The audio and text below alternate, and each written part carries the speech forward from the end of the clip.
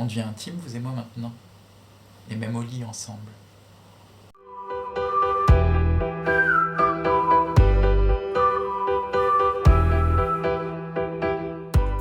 On est dimanche 7 mars. Bonne fête à toutes les mamies.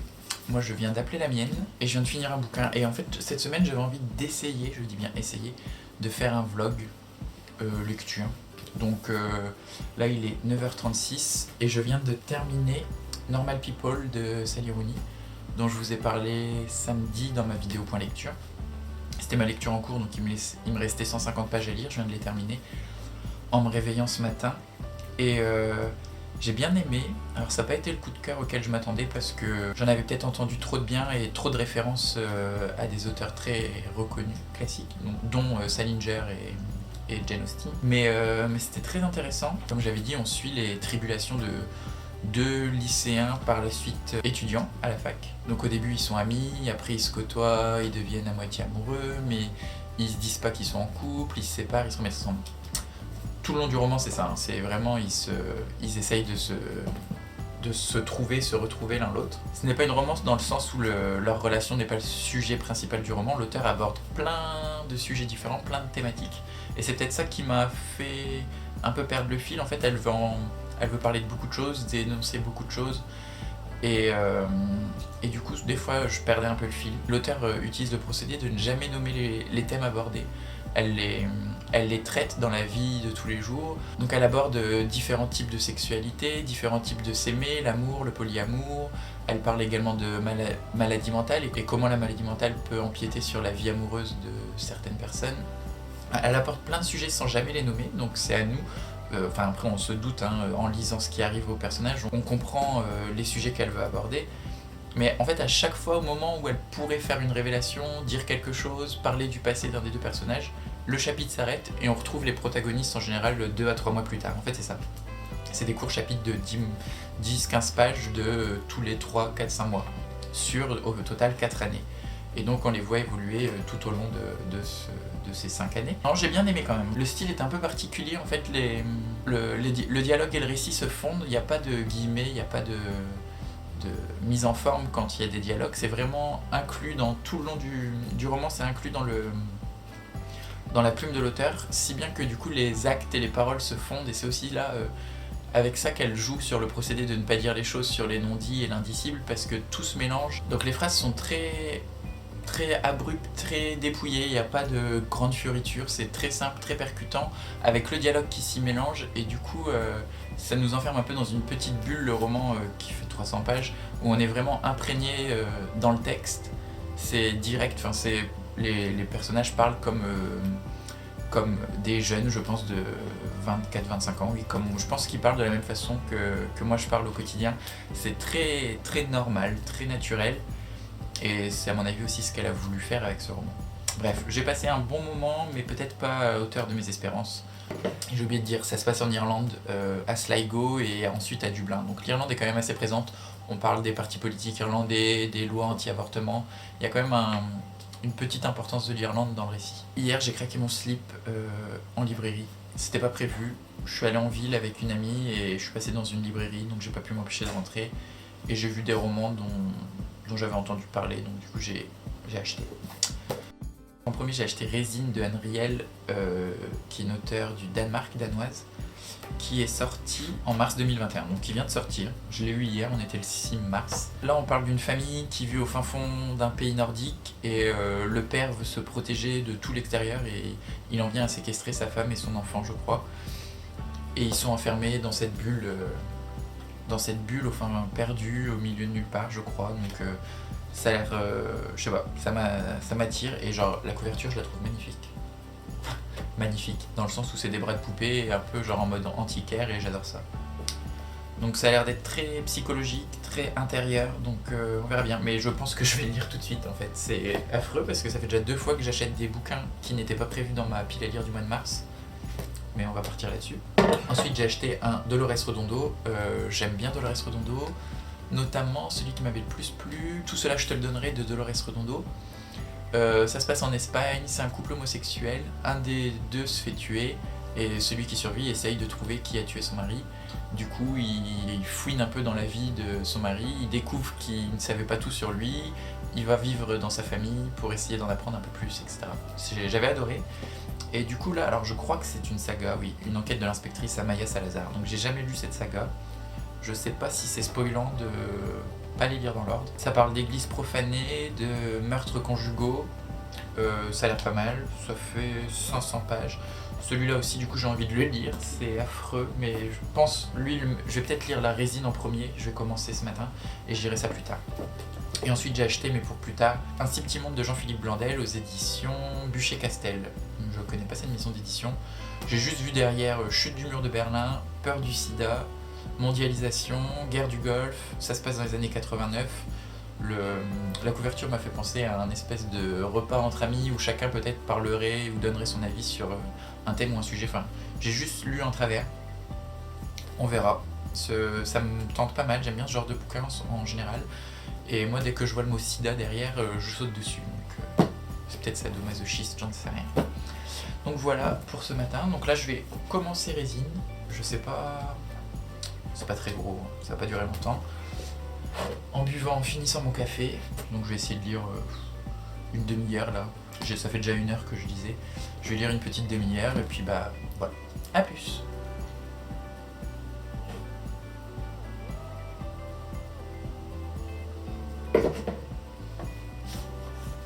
Donc le roman commence par... La chambre blanche était plongée dans l'obscurité quand mon père a tué ma grand-mère. J'étais là, Karl aussi était là, mais ils ne l'ont pas vu. C'était la veille de Noël au matin. La neige commençait à tomber, mais nous n'aurions pas un vrai Noël blanc. Allez hop, hasta la vista. Ça me donne vachement envie de continuer, donc on va voir. Pourquoi a-t-il tué cette grand-mère devant ses enfants ?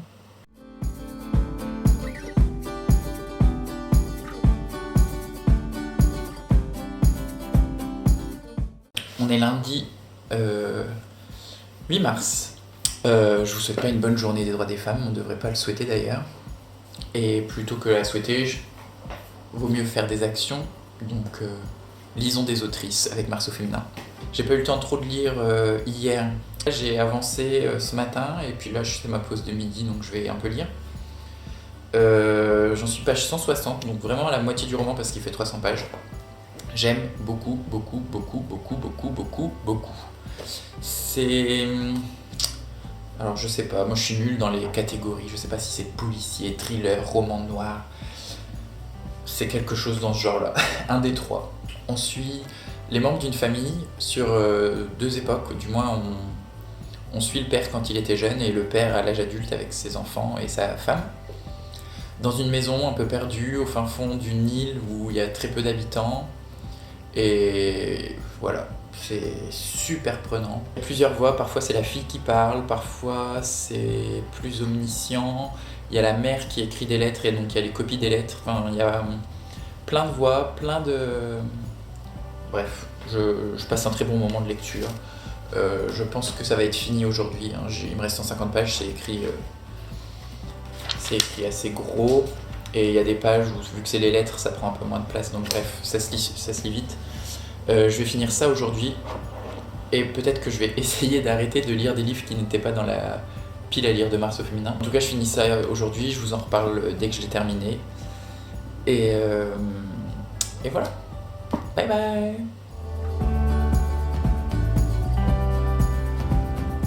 Je viens de finir Trouver l'enfant. Là, j'ai lu pendant toute ma pause déj. J'avais 1h30. Je vais retourner bosser. Mais...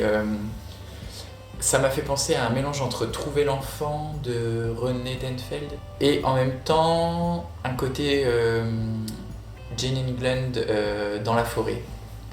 Cette famille un peu reclus qui vivent entre eux, la petite qui a jamais vu l'extérieur de son île ou très peu en tout cas. C'était super fort, limite trop court, j'avais envie de rester avec eux, de rester avec la famille, avec ce qui leur arrive, etc. Tous les personnages sont attachants, le père, la mère, la fille, j'ai adoré. J'ai pas trop de mots, j'arrive pas trop à l'expliquer.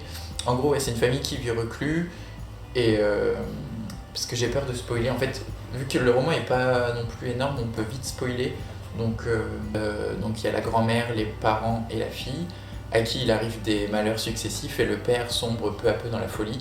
Et il entasse beaucoup d'objets autour de la maison, dans la maison, pour protéger sa famille du monde extérieur. Et la petite fille qui n'a jamais connu autre chose que cette maison, la forêt et sa famille, elle a jamais parlé à quelqu'un d'autre de sa famille, se demande ce qui est normal, ce qui ne l'est pas. Elle a déjà vu, comme dans la première phrase, son père tuer sa grand-mère, elle a vu des meurtres, elle a vu plein de choses et du coup elle a pas du tout la notion de normalité, elle est plus mature que la majorité des gens de son âge et d'un autre côté elle connaît rien du monde extérieur, rien de la civilisation.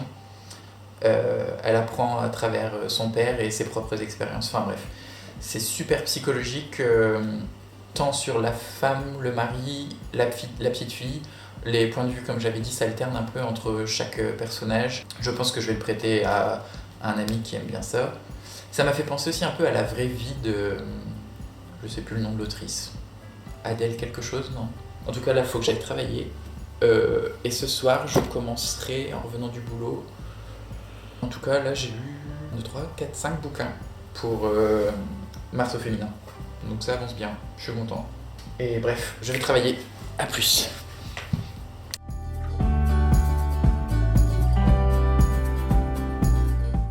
On est mardi matin, il doit être à peu près 7h, 6h30, 7h. Je me suis réveillé et là j'ai commencé hier les chiennes savantes avant d'aller me coucher. J'ai rien lu, j'ai lu 30 pages. Et pour l'instant c'est du dépente, hein. On est dans un espèce de pipe show à Lyon avec des prostituées et elles doivent, enfin pas des prostituées mais des escorts, des stripteaseuses qui font des shows privés dans des espèces de cabines pour des hommes. Voilà, pour l'instant j'en suis que là. Dans le résumé il parle d'un meurtre, mais pour l'instant en fait c'est du dépente quoi, des prostituées, un lieu principal super glauque, super sombre. Je vais aller lire un peu. Je travaille dans 1 heure, donc je vais essayer de lire une petite heure. Et puis voilà. Ciao. Pas le point de vue le plus avantageux à mon avis. Je viens de rentrer du boulot, il est 18h30. J'ai envie d'aller me coucher. Je suis fatigué, j'ai une grosse journée. Mais si je dors maintenant, je vais plus dormir après. Donc là, je vais sûrement bouquiner un peu avant d'aller manger. J'ai avancé un peu dans la lecture des chiennes savantes à midi. Je vais être à la moitié du roman, mais j'ai perdu mon marque-page. Je l'ai emmené au bureau et j'ai dû le faire tomber ou je sais pas. Je vais chercher ma page. Et j'étais en train de regarder la vidéo de Cornelius qui vient de sortir un update lecture. Je me dis que c'est pas mal, comme ça je peux vous parler des chaînes que je suis. J'aime bien Cornelius parce qu'il lit pas mal de fantasy, entre autres. Et c'est un genre qui me plaît beaucoup. Il y a quelques années de ça, je lisais beaucoup de fantasy. Et c'est vrai qu'en ce moment, je prends plus trop le temps. Alors souvent, le problème avec la fantasy, c'est que c'est des gros pavés, 2000 pages, sur 12 tomes. Donc autant te dire que niveau PAL, niveau prix, niveau temps de lecture, c'est pas le plus adéquat, on va dire. Mais j'aime bien ça. Il avait organisé une lecture commune sur le premier tome de L'Assassin Royal de Robin Hobb. Et moi j'ai lu les 2 premières intégrales, donc les 6 premiers tomes. Et ça me donne trop envie je l'ai en plus, de commencer la 3e intégrale.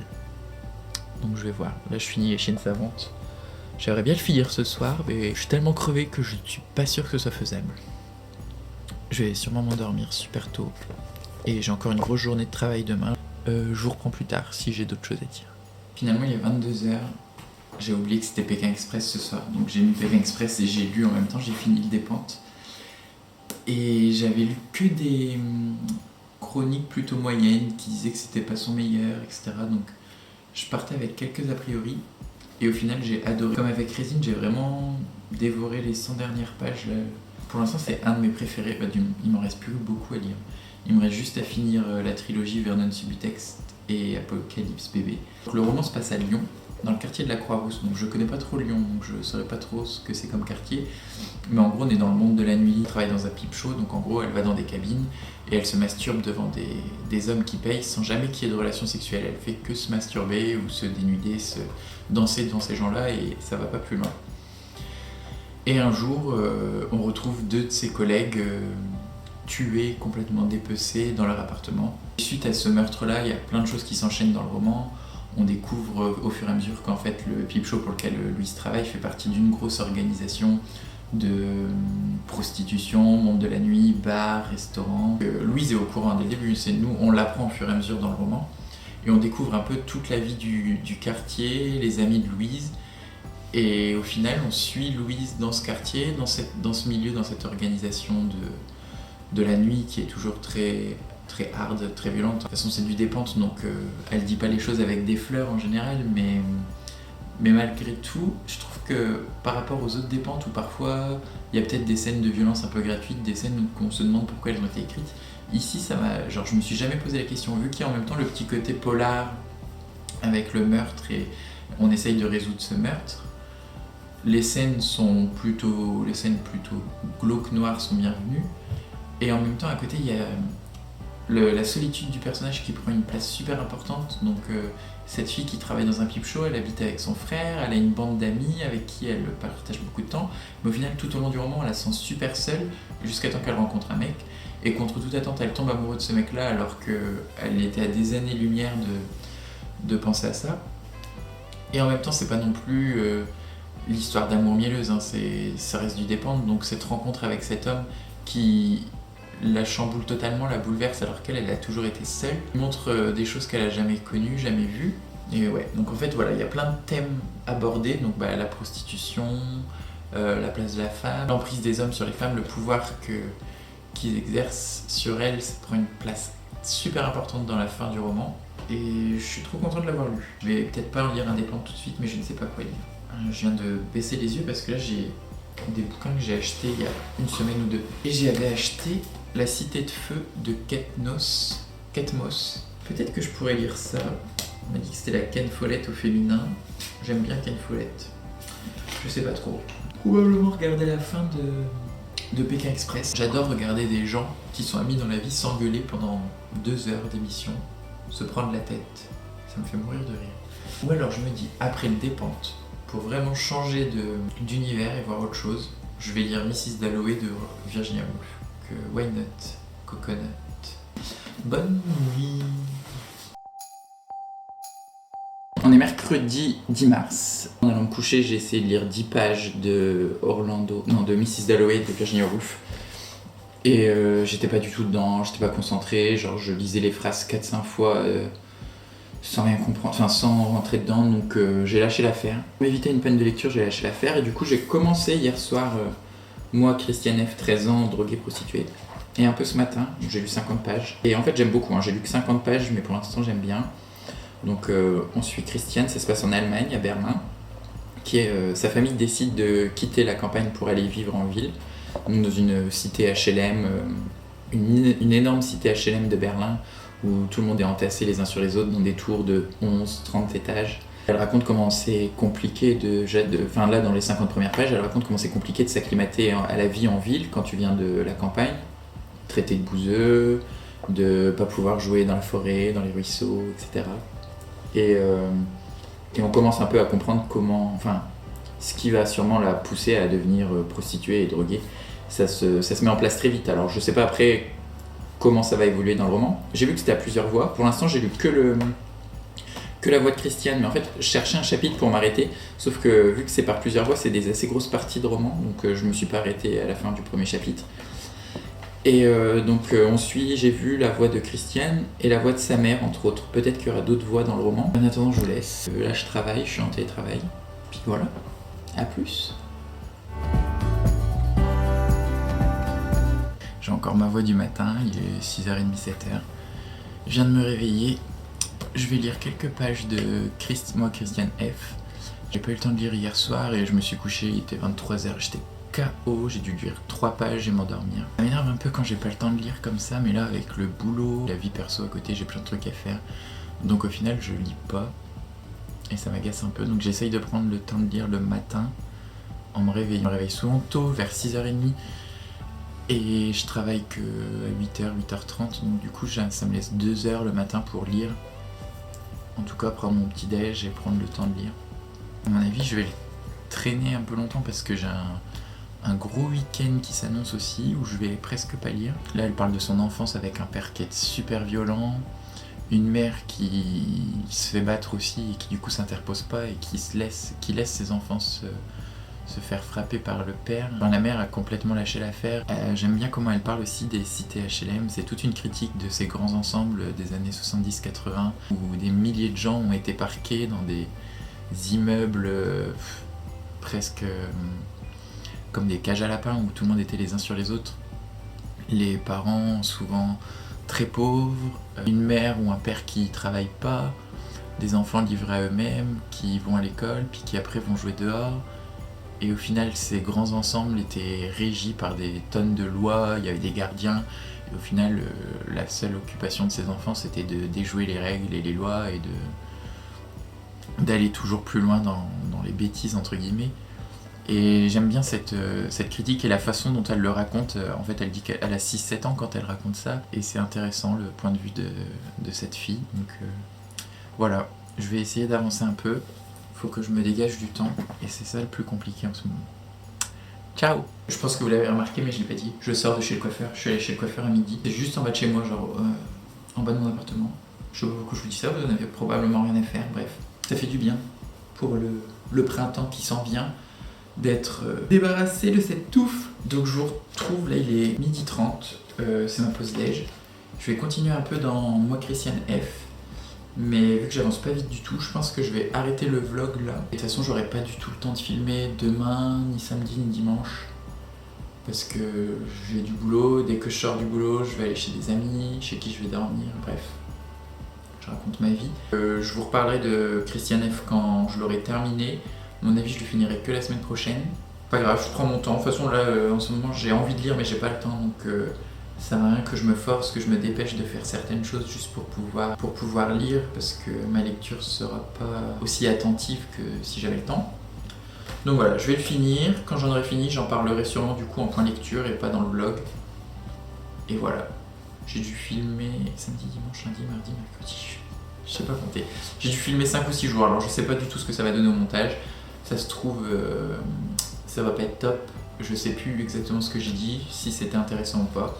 Donc on verra. Si ce format de vlog vous plaît, je vais essayer d'en faire et peut-être m'améliorer. Parler un peu plus des livres. Parce que je sais pas si j'ai vraiment bien parlé des livres. Donc je vous souhaite un bon week-end, de bonnes lectures, de bonnes découvertes et d'être heureux.